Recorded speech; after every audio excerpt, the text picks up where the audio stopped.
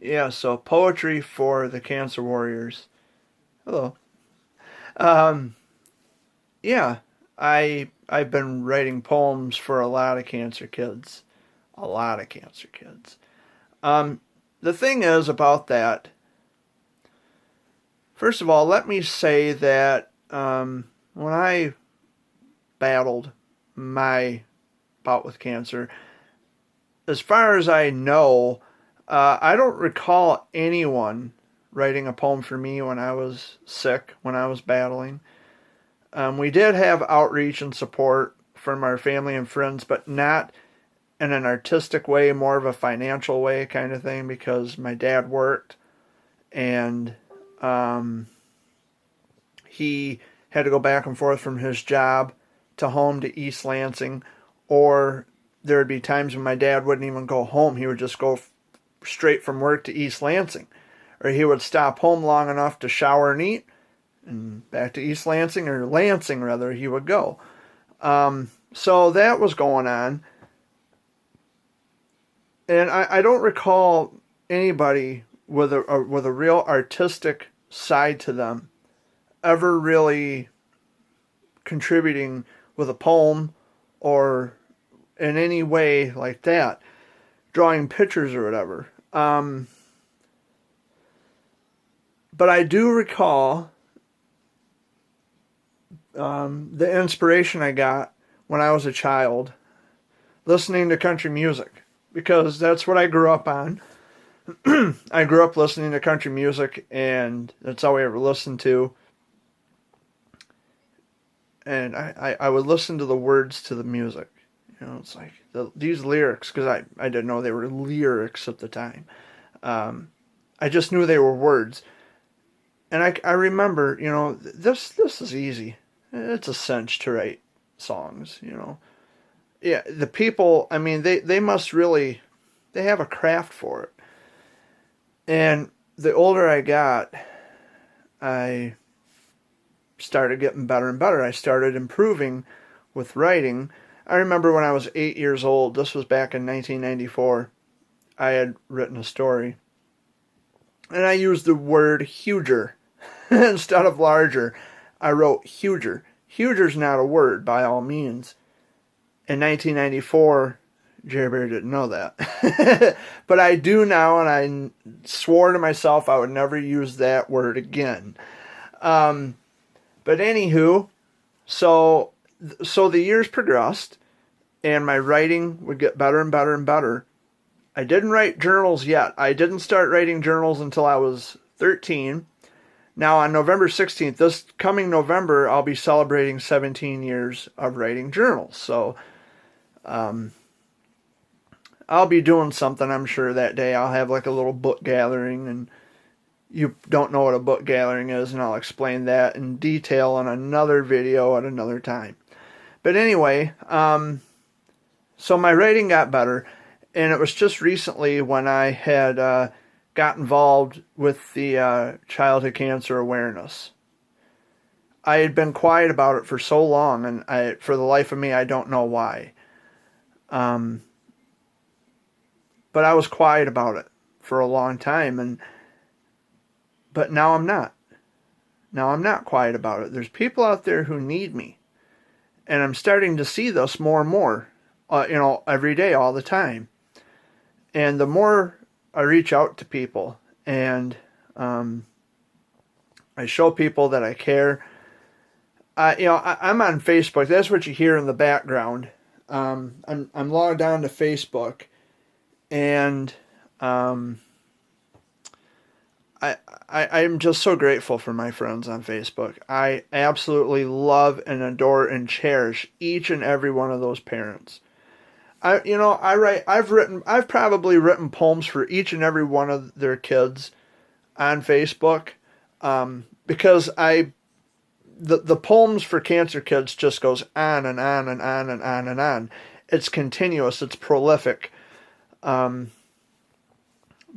when I applied my writing skills to childhood cancer awareness, a couple of ingredients that mixed well together, and what a hell of a collaboration it was, because I have earned the respect of so many people, especially the parents of the cancer kids.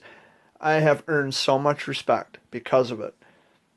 I'm just a guy who, at the age of 1.5, had gone through a hell of a battle with Wilms tumor, with nephroblastoma. I even had got a message from a guy on Facebook. It was one of the most beautiful messages ever. He says, he says, Jared, he says, my nephew was just diagnosed with Wilms tumor.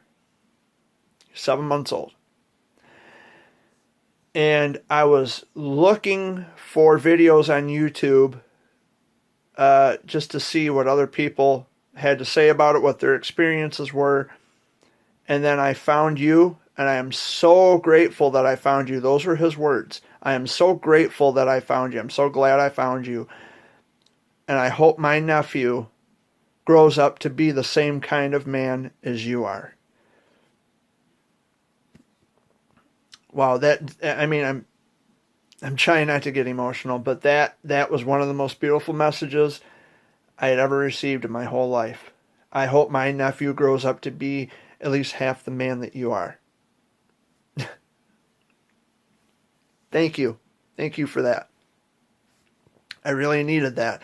I need to know that the outreach and what I'm doing for other people is helping them. It's giving them hope.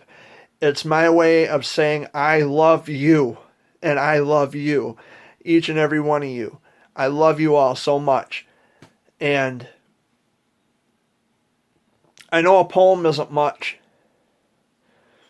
but it may be all I have to give. And you guys, I can't begin to tell you the amount of love and respect that I've gotten from all these people on Facebook, especially the parents of the cancer kids. And it was that one message. I was so hoping to find someone who had gone through that, and now I see that you are a survivor of almost 30 years in remission of Wilms, nephroblastoma. And I'm so grateful I found you. Those were his exact words. And you have no idea what that means to me. You have no idea what that means to me. So it's working. I'm making a difference in people's lives. I'm giving people hope. I wish I had the cure. I wish I could just wave a magic wand and say, cancer be gone. I can't. Can't. And every day, I sign on Facebook and I see that a child lost their life to this. Another piece of my heart dies with them.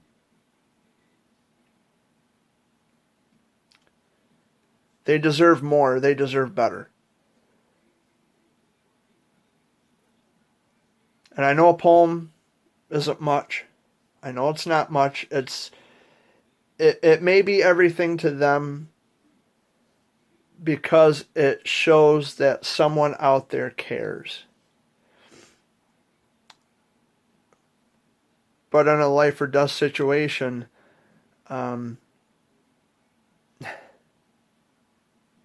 it takes more than a poem. It takes more than just loving and caring about someone. We need cures for this stuff. We need cures for this. There's no question about it. There's no, well, kind of, sort of, maybe. No, there is no gray area. Not when it comes to children. There is no gray area.